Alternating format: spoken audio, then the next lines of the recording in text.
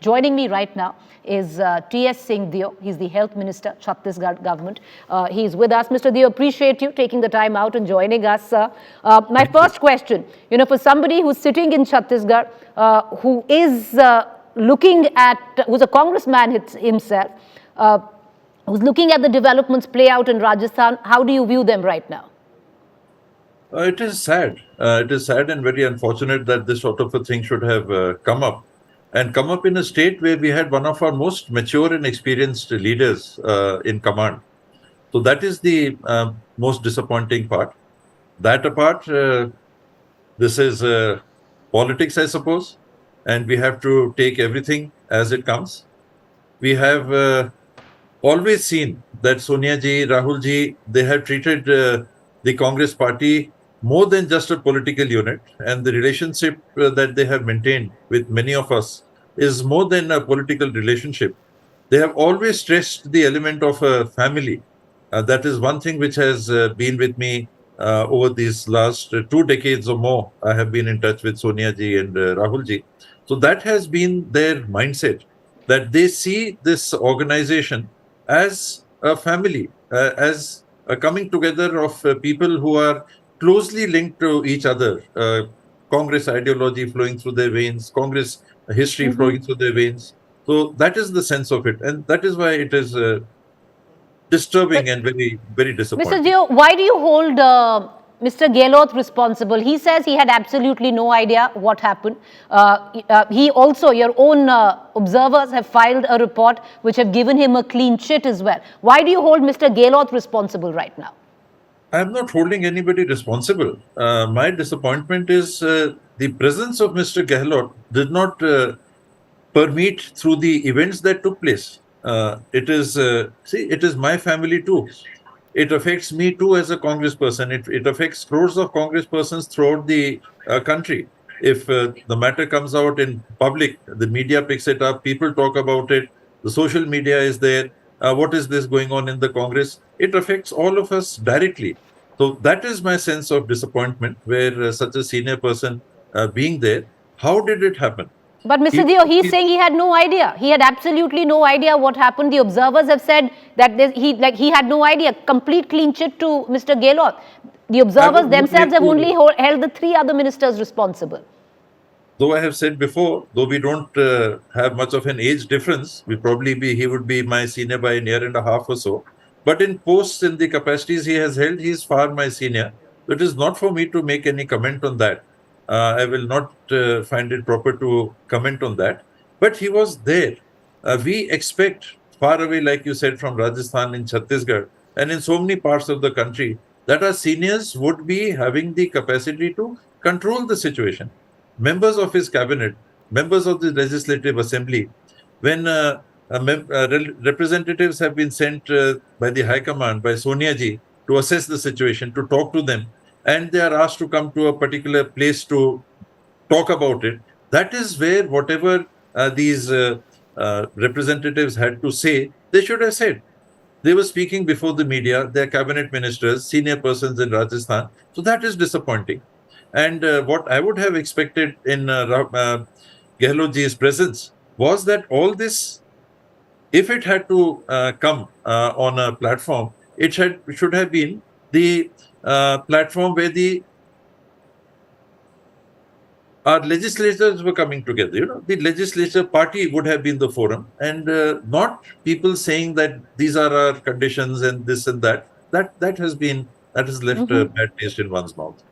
Mr. Dio, you are somebody who's very well versed with the politics of regional satraps. You yourself come from that, where Chhattisgarh is concerned. But when you look at what has gone down in Rajasthan, at some level, it seems that, there's only to a point you can impose your own writ coming in from Delhi.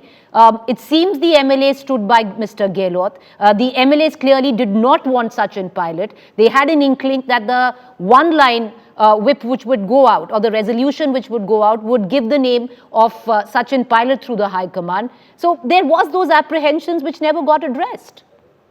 Anything can be said on these lines. There are contributions that are assessed, contributions before the elections that are assessed. contributions after the elections that are recessed, situations that come up before the election, situations that come up after election, and eventually, when we are seeing this as a family, it has to be decided within the family.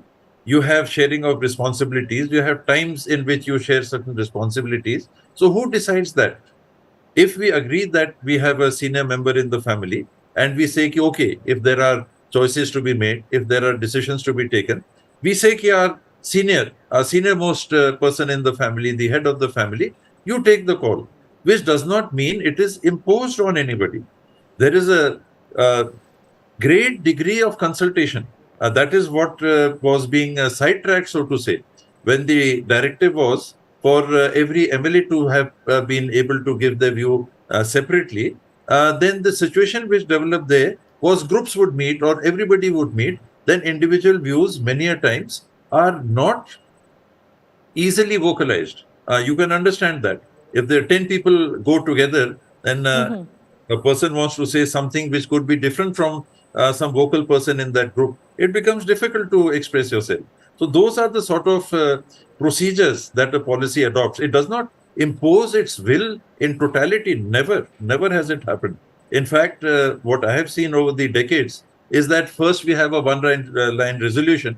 We leave it to the High Command to take the final call. And almost immediately, there is this message from the High Command that, okay, we are grateful, thankful that you have expressed this trust in us, but we would like to have the view of each individual MLA, each individual member of parliament, if it concerns the National Assembly. So that is the procedure that I have seen being adopted over the decades. It is nothing new.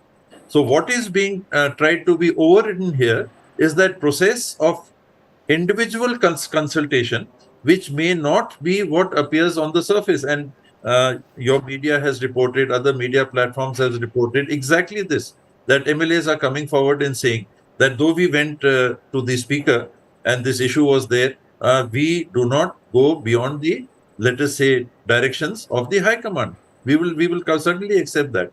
So things are gray.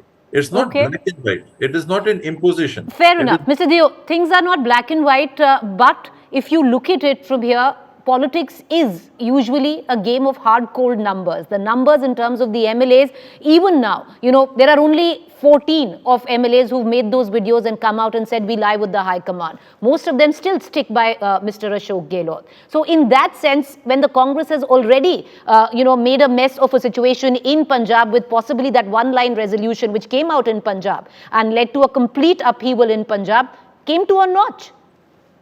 Didn't Punjab have a vast majority of MLAs saying that they wanted that change?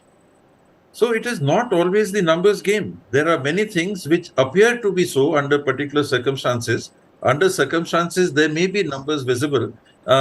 Many a times that is not done, and it is not just the Congress party. I may be digressing from this main issue, but have we not seen the entire Gujarat cabinet changed, including the chief minister, at almost a snap of the finger? Have we not seen in other parties? I'm not wanting to compare one with the other. It is just the Right. process that I'm trying to discuss. Three chief ministers in But Uttarakhand. then, but The then, chief sir, you've minister. always, but your party's always maintained to be different than the BJP. You call yourself a democracy. But I'll ask you another question, sir.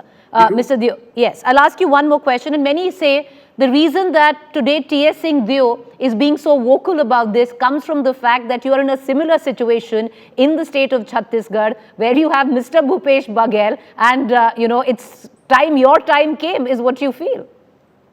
It can be said so. There would be people who would be having those sort of views, and they are, free and independent to have their opinions. And like I was mentioning, these numbers are fluid. Under particular circumstances, when you have a particular sort of, I'm not going further into detail, you could understand, you could probably read between the lines. Under a particular circumstance, people may express a particular view. Like in a group, you'll say something else. You meet separately, you'll say something else. So numbers that appear to be so may not be so, and numbers don't really matter. I have seen governments, even within the Congress party, being formed, where other opinions have been weightier. When the first chief minister of Chhattisgarh was made, was it purely on the weight of numbers? No. I was Mis- part of the group which was also there. I would not like to digress, but was it so? It was not. And many a party and many a political structure, it is not just numbers. Otherwise, where is the process of consultation? Where is the guiding hierarchy of the party that would say, ki, okay, numbers is just one thing, numbers may be temporary.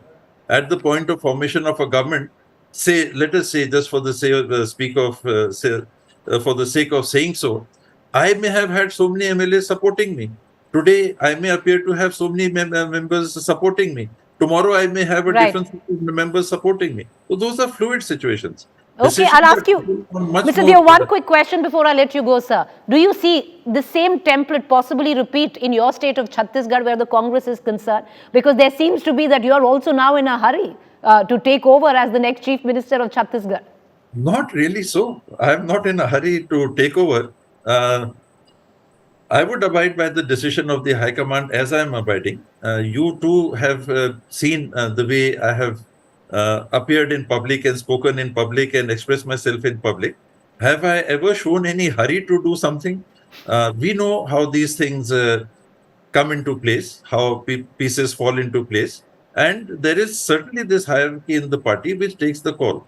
If they take one call, while we are in the party, we abide by that. If they don't take that call, we abide by that because we still are members of that family, of that party. Right. So it goes according to that. And you're hoping that the right call by the High Command is taken in this case. Who wouldn't? I would be, being very untruthful if I say that I wouldn't like to have other responsibilities than I'm having today. Uh, it would be facile. It would be untruthful Well, to say things like that. well, very unpolitician like Mr. Deo. You've admitted to quite a bit, but thank you Thank you. for talking to India Thank you. today and taking the time out. Appreciate it, sir.